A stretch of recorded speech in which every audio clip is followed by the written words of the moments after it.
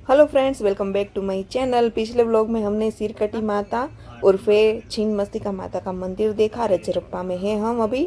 तो यहाँ पर जो पुजारी बैठे हैं वो हमको छिन्नमस्तिका माता का इतिहास बताएंगे। और यहाँ पे बलि प्रथा है। मैं बलि प्रथा के एकदम विरुद्ध में हूँ।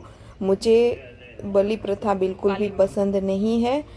लेकिन यहाँ पे सब जगह पे जितने भी माता जी के मंदिर है वहाँ पर सबकी अलग अलग बलि चढ़ती है। उसके बारे में हम जानेंगे। देखिए। बगला सिद्ध विद्या च मातंगी कमलात्मिका एता दशमहा विद्या सर्वतंत्रेषु गोपिता। ये समस्त तंत्रों में काली माँ का 10 रूप गुप्त रूप में है।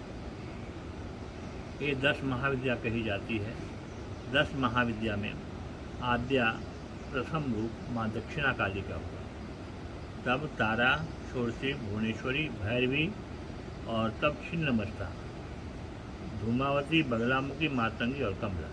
ये 10 महाविद्या है। तो 10 में यहाँ का मेन चीज़ है कि आदिकाल में मेधा ऋषि का आश्रम था। मेधा ऋषि के आश्रम में राजा सुरथ और समाधि नामक वैश्य आए, दोनों अपने घर गृहस्थी से ऊपर। राजा सुरथ का पूरा भूमंडल पर अपना आधिपत्य था, लेकिन दुराचारी मंत्री की वजह से उनके साम्राज्य का सब कुछ तहस नहस होकर कोला विध्वंसों का आक्रमण के फलस्वरूप को परास्त हो गया। उन्हें भी मन न लगा और सब कुछ त्याग चला गया हाथ से। तो भी इसी घनघोर जंगल में आए। मेधा ऋषि का था तो वो अपने यहाँ आश्रम बना करके और तपस्या करते थे महामाया का। तो वो भी राजा सूरज जब यहाँ आए तो मेधा ऋषि से संपर्क हुआ। संपर्क होने के बाद वो पूछे कि हम सब कुछ तो त्याग कर दिया, लेकिन फिर भी ध्यान हमारा अपने राजपाट कोष खजाना पर ही रहता है। मेधा ऋषि बोले कि बेटा यही महामाया है। तो जब इस प्रकार की बात वो सुने राजा सूरथ, तो उनके मन में जिज्ञासा हुई कि आखिर महामाया है क्या। तो बोले कि इसके लिए तपस्या करने की आवश्यकता है, साधना करने की आवश्यकता है। तो मेधा ऋषि के मार्गदर्शन में राजा सूरथ बहुत दिनों तक तपस्या किए। परिणाम स्वरूप उनका पूर्वत स्थिति हो गई, मतलब कि पूरा राज्यपाट जितने भी साम्राज्य था प्राप्त हो गया। तो अपने राज्यपाट को संभालने जाने से पूर्व उन्होंने ही ये महामाया माँ छिन्नमस्ता का प्रतिष्ठा कर वही स्थापना की राजा सूरथ। तो राजा सूरथ के द्वारा प्रतिष्ठित स्थान का नाम राजप्पा पड़ा, और वो महामाया जिसकी स्थापना की गई वो माँ छिन्नमस्ता के रूप में हुई। और वो हमारे अंदर 3 प्रकार की प्रवृत्ति होती है, सात्विक, राजसी और तामसी। तीनों प्रकार का उद्योतक है, वर्णिनी, डाकनी और योगिनी। तीनों 3 बिंब हुआ, और तीनों का माँ अपने गले में खड्ग लगाकर मुंड अलग कर दी। मुंड उनके हाथों में है, पृथ्वी पर नहीं गिरा। इसलिए नहीं गिरा कि पृथ्वी का प्रलय हो जाता, तो पृथ्वी की स्थिति ज्यों की त्यों बनी रहे, इसलिए उनके हाथ में मुंड रह गया। और 3 रक्त धारा जो चला पृथ्वी पर नहीं गिर करके वर्णनी, डाकनी और एक अपने पान की, ये स्वरूप को माँ छिन्नमस्ता करते हैं। और बाकी जो 9 रूप हुए 10 महाविद्या का स्वरूप हुई, जिसमें आद्या काली, तारा, षोडशी, भुवनेश्वरी, भैरवी, धूमावती, बगलामुखी और मातंगी, कमला। इसी प्रकार की राजा सूरत के द्वारा प्रतिष्ठा किया गया माँ छिन्नमस्ता। बहुत लंबा मंत्र है, लेकिन हाँ, है ना। तो जानना चाहिए, कभी सुनोगी तो अच्छा लगेगा। घर में। हाँ। माँ दक्षिणा काली का मूल मंत्र हुआ ओम क्रीं क्रीं क्रीं होम ओम ह्रीं दक्षिणे काली के क्रीं क्रीं क्रीं होम ह्रीं स्वाहा। इस मंत्र ये 32 अक्षर वाला मंत्र है। ये आद्या भगवती माँ छिन्नमस्ता का मूल मंत्र है।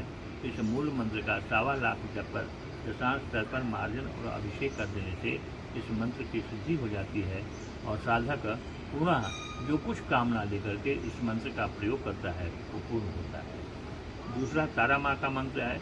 तारा माँ ओम स्टिंग हुं फट, ये मूल मंत्र है।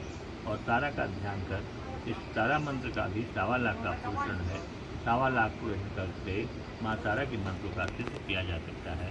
पुनः इसका प्रयोग अपने दैनिक जीवन में कर आदमी जो कुछ चाहता है सब कुछ की पूर्ति होती है। तीसरा मंत्र माँ त्रिपुर सुंदरी माई का है, जो कामाख्या माँ का ही कही जाती है। कामाख्या माई का, कामाख्या का मंत्र कुछ और है, त्रिपुर सुंदरी माई का मंत्र ह्रीं कैलरिंग हतक हदरिंग सकदरिंग, ये माँ त्रिपुर सुंदरी का मंत्र है। त्रिपुर सुंदरी का मंत्र होने से जो कोई भी स्त्री या पुरुष इस मंत्र का उच्चारण कर साधना करता है, तो चाहे स्त्री हो या पुरुष हो, उन्हें मानसिक शांति मिलती है। शांति मिलने से वो मानव जीवन को सफल और धन्य समझते हुए अपने साधना में आगे बढ़कर परिपक्व होता है। चौथा हुआ ओम ऐंग स्त्रीं हुं फट, माँ भैरवी का मंत्र। पांचवा हुआ माँ भुवनेश्वरी का मंत्र ह्रीं, उनका मंत्र सिर्फ ह्रीं है। छठा हुआ माँ छिन्नमस्ता का मंत्र, छिन्नमस्ता मंत्र है श्रीं ह्रीं क्लीं ऐंग वज्रवैरोचनीय ओम हों फट माँ का मंत्र हुआ। और उसके बाद माँ धूमावती आ गई। धूमावती का ओम धूम धूम धूमावती स्वाहा, जो उच्चाटन की देवी है। इस मंत्र को साधना करने से, किसी पर प्रयोग करने से उच्चाटन की स्थिति होती है। और आगे माँ शत्रु बगलामुखी का है ह्रीं ओम ह्रीं बगलामुखी सर्वदुष्टानां वाचं मुखम पदमस्तम है जीवांगी लय बुद्धिं विनाशिनी ओम स्वाहा। ये माँ बगलामुखी का मंत्र है, शत्रु स्तंभनी है। शत्रुओं से विजय हासिल करने के लिए माँ बगलामुखी की मंत्र का साधना किया जाता है, जो सावा लाख पुरुषन का है। उसके बाद माँ मातंगी है, विद्योपार्जन के लिए जो विद्यार्थी जन या जो ज्ञानार्जन करना चाहते हो, माँ मातंगी की साधना करें। ह्रीं कैलरिंग हतक हलरिंग सकलरिंग ओम ह्रीं क्लीं हुं मातंगे फटवा। मातंगी का मंत्र ओम ह्रीं का ए इला हिंग हतक हरिंग त्रिपुर सुंदरी का हुआ, और ओम ह्रीं क्लीं हुं मातंगे फटवाई मातंगी का हुआ।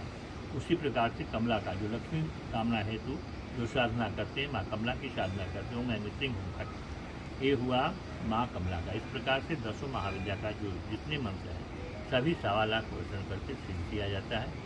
सिद्ध करने के बाद अपने दैनिक जीवन में ऐसे भी प्रयोग जो करने वाले होते हैं, उनका प्रयोग, उनकी साधना कर और विशेष तरह की अनुभूति हासिल कर। 10 महाविद्या का, 10 महाविद्या का सबका मंत्र सब आगे के अंदर बलि के बारे में प्रधान 6 पशु हैं। हर इंसान के अंदर प्रधान 6 पशु हैं, और 10 इंद्रियों के समूह को मानव शरीर बोलते हैं। 5 ज्ञानेंद्रिय और 5 कर्म इंद्रिय हैं। इन्हीं 10 इंद्रियों के समूह को मानव शरीर बोलते हैं। तो हर पहला शत्रु है काम, क्रोध, मद, लोभ, ईर्ष्या और मात्सर्य। इन्हीं 6 शत्रुओं के वश में हर इंसान वशीभूत रहता है, और इसी के वश में सारा जीवन खत्म कर देता है। लेकिन अच्छी मार्गदर्शक की प्राप्ति जब होती है, तब यही शत्रु, जैसे काम हुआ, काम का प्रतीक हम लोग बलि देते हैं छाग बलि, तो छाग जो है काम का प्रतीक होता है, कि उसका प्रतिनिधित्व छाग करता है। काम का, काम बहुत कामुक होता है छाग, इसे उसकी बलि दी जाती है। क्रोध का प्रतीक मैखा हुआ, मैख होता है, मैखासुर, उसका मै का मैख मधुनी भागवती दुर्गा का नाम सुनेंगे, तो वो मैख के बलि हुआ काम, क्रोध। और मद का प्रतीक हुआ भेड़ा, भेड़ा जो हुआ मद का प्रतीक है। काम, क्रोध, मद, लोभ, लोभ हुआ आपका नरमुंड, नरमुंड, नर की भी बलि होती है, लोभ का प्रतीक, उसकी भी बलि दी जाती है। हाँ, काम, क्रोध, मद, लोभ, ईर्षा। और ईर्षा हुआ ये आपका कोबरा सांप है ना, कोबरा सांप की बलि दी जाती है, कोबरा सांप। और सबसे वरिष्ठ बलि बाघ का हुआ, बाघ, सिंह, सिंह। तो ये वही दे सकता है जो अच्छे गुरु के मार्गदर्शन में साधना करता है, वही ऐसा बलि दे सकता है, अन्यथा सबसे संभव नहीं है। इसमें लिखी मार्कंडेय पुराण में लिखा गया है कि बलि प्रदाने पूजायाम अग्निकार्ये महोत्सवे, कि बलि प्रदान और अग्नि में हवन करने से माँ भगवती दुर्गा प्रसन्न होती है। तो बलि अनेक प्रकार की बलि हुई, जो आपको बताया गया। 3 बलियों का, हमारे काम क्रोध मद का जो प्रतीक हुआ, इन चीज़ों की बलि दी जाती है। इनके बलि से हम में अंदर जो शत्रु है, शत्रु को नियंत्रण में किया जा सकता है गुरु के मार्गदर्शन में, अन्यथा संभव है। मधु की पान करते हैं। तो साधक जन मधु से तात्पर्य तो कुछ मधु रखते हैं, मधु से तात्पर्य हो गया कि कोई दारू करते हैं, और जिसका जो गुरु मार्गदर्शन बताते हैं उसका वो मधु का अर्थ करते हैं। इस प्रकार से मधुपान वही हुआ, इसलिए दारू सिद्ध करता है। और वाम मार्गी क्रिया में उससे वाम मार्गी पूजा की जाती है। आई होप कि आपको ये वीडियो अच्छा लगा होगा और कुछ नया जानने को मिला होगा। तो मिलते हैं नेक्स्ट व्लॉग में, तब तक के लिए बाय बाय। और चैनल को सब्सक्राइब करना बिल्कुल मत भूलिएगा, क्योंकि इसी परिसर में इतने सारे मंदिर है, वो सारे मंदिर चाहे मुझे 4x करके 8x करके बताना पड़े फिर भी मैं आपको बताऊंगी। तो मिलते हैं नेक्स्ट व्लॉग में, तब तक के लिए बाय बाय।